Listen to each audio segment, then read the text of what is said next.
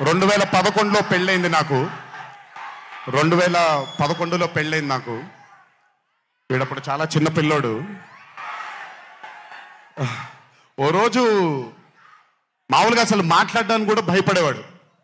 నేను ఇంట్లోకి వస్తున్నప్పుడు కూడా లోపలికి వెళ్ళిపోయాడు. ఎక్కువ నాతో మాట్లాడేవాడు కాదు. సో నేను కూడా చాలా ట్రై చేసేవాడిని.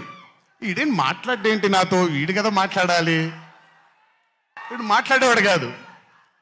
వీడు ధైర్యం చేసుకొని మొట్టమొదటిసారి నా దగ్గరకు వచ్చి ధైర్యం చేసుకొని చెప్పిన ఒకే ఒక మాట, బావా నేను యాక్టర్ అవుతానని. అంతే ధైర్యంగా నేను కూడా నా సపోర్ట్ నీకు ఉండదు, పోయి సావు అన్నాను. అంటే చెప్పాను కానీ బట్ నాకెప్పుడూ ఒక చిన్న భయం ఉండేది.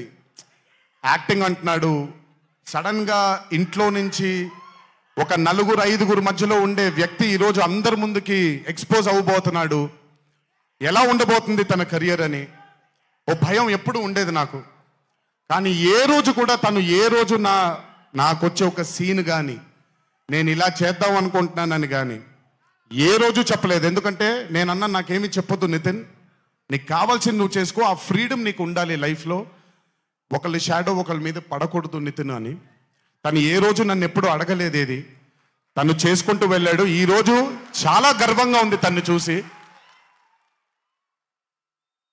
And this has happened because he's worked with good directors. మంచి దర్శకులతో మంచి నిర్మాతలతో పనిచేశాడు కాబట్టి తనకి ఈరోజు తను యాక్టింగ్లో తను ఎక్సెల్ అయ్యాడు అని అంటే అది దర్శకులు నిర్మాతల వల్లే. నితిన్ గుర్తుపెట్టుకో, always believe in your directors and always believe in your producers and more than anything believe in your heart.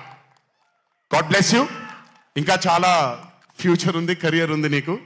ఇంటికి వెళ్ళిన తర్వాత మాట్లాడతా మళ్ళీ నీతో.